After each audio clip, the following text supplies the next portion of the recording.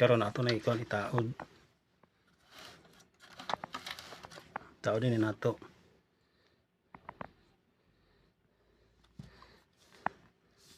So, tagtangon lang nato ni siya.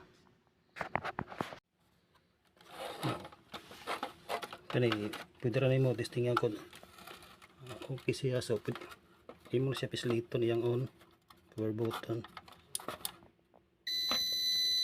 So meaning okay ang battery. So ato lang i-off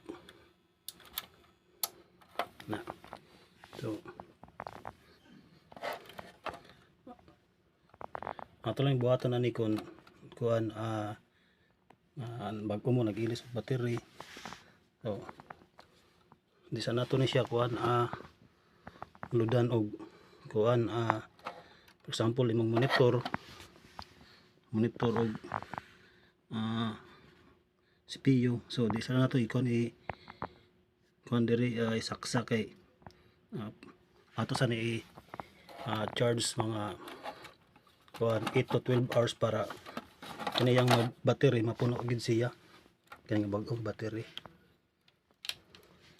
para mapuno gid siya para dili siya ma-drain. Kaya kung imo dayon ni siya gamiton, so pwede naman nimo di siya gamiton, pero mas maayo gid ani kanang imo sa siya i-charge og mga 8 to 12 hours.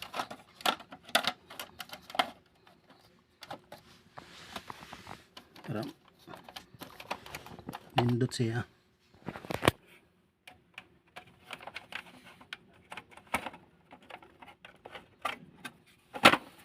So,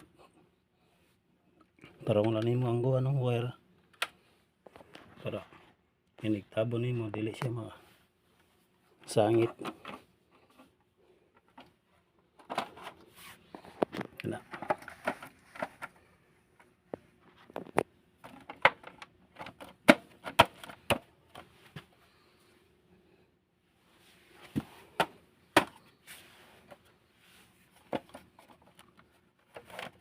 So, bago man ibalik nimo ang kuan kaniyang mga screw.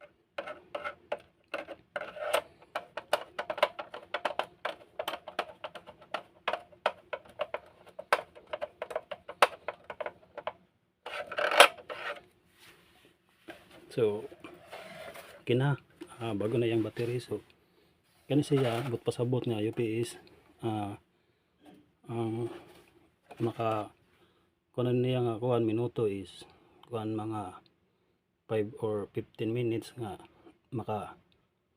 magamit nimo siya, makasave pa ka sa imong kuan kanang sa imong computer, maka proper shutdown ka para dili makurap ang imo ang kuan files kung pananglitan mag run out.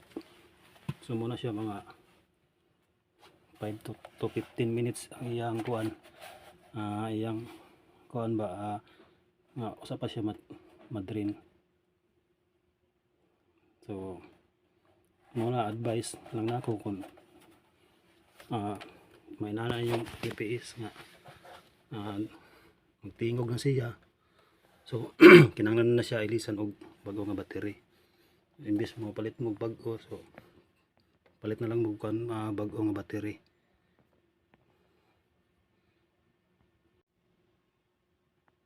Ito guys gubaan ni kuan to ni karon ilisan og bagong battery kay kani siya kung mag burn out mapawong na siya. Ang problema na hindi ka kasave inig burn out kay yung battery guba na. So ato karon buhatan ani ilisa nato kuan bago nga battery.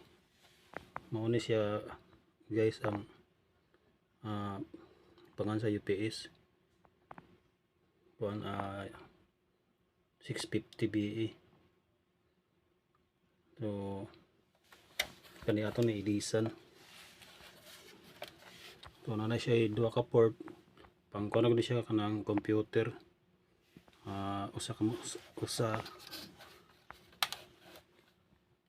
ka diri pwede sa monitor pikas sa CPU ya kanimo na yung power. So ato karon buhaton is ato na siya ablihan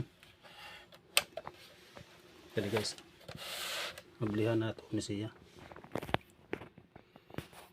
So dali ra ka na siya ablihan. Yan na siya upat ka screw. So ako ipakita ko nun sa pag-abli.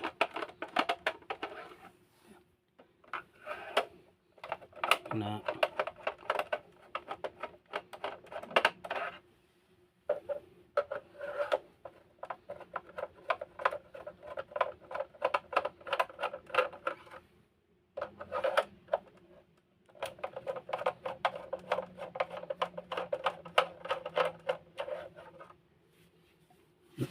kana so abli na. So ato na so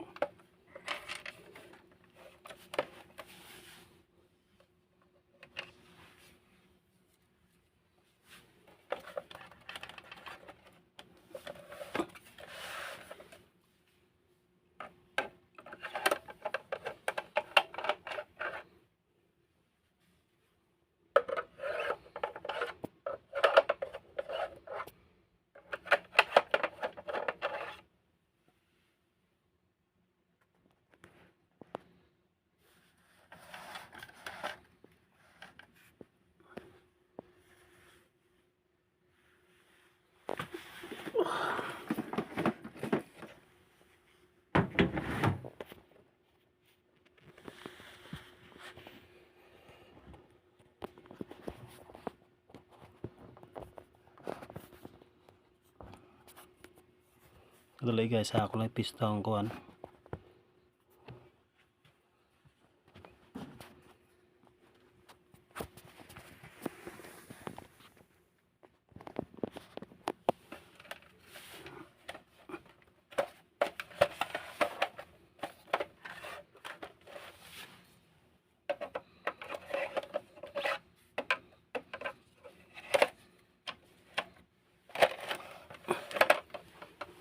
Isa.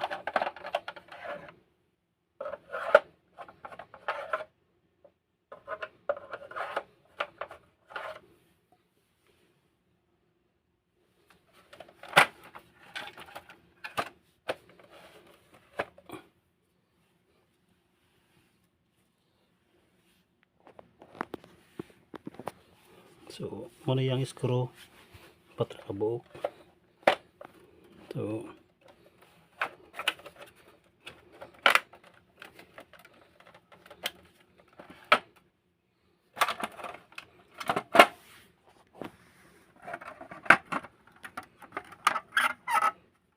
muna yung sulod.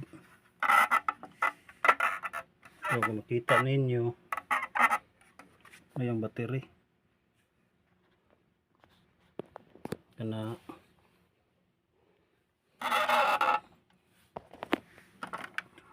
muna yung board.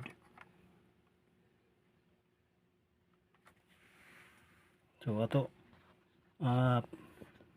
pula ato na itong battery ani. So akan yung ato unahon tangtang pwede na siya ito nimo buta man ni una dayon kani usa black.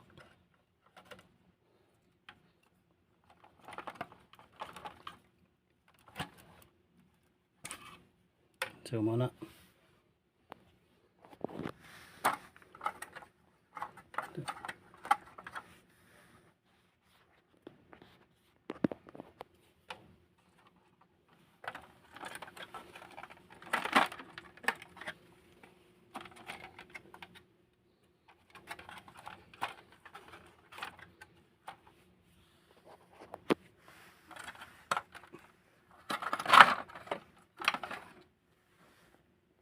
so muna yung battery.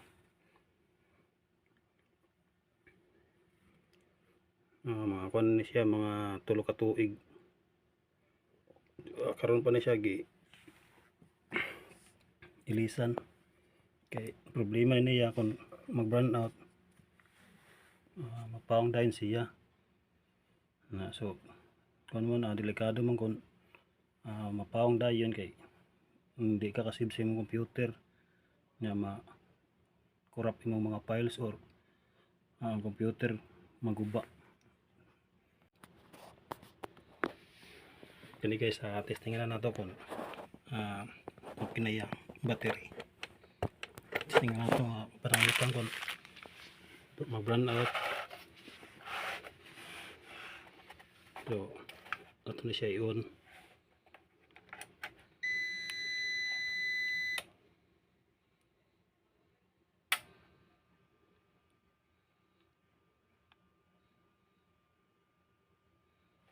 Na.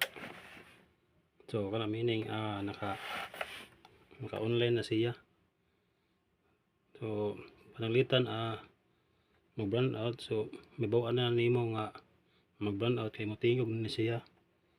Na dapat mga 5 or 15 minutes usa pa na siya makuan ma-off ang battery kung pananglitan mag-burn out. So pananglitan ibto na ako para example nga nag-burn out. So dapat inana na siya kung mag-burn out. So di siya ma-off. Kinahanglan makasave pa mo og sa inyong mga files, baka proper shutdown sa inyong mga computer. So dapat siya inana.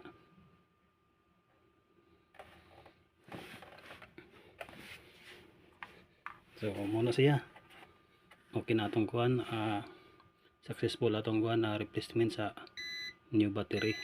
So nalitan kung naguba inyong UPS, so ayaw mo dahil magpalit og bago nga unit. So dapat inyong paliton battery ra gyud nga mato video pwede rito siya makatabang sa inyo sa pag-ilis sa kuan damage or defective nga UPS battery. So salamat.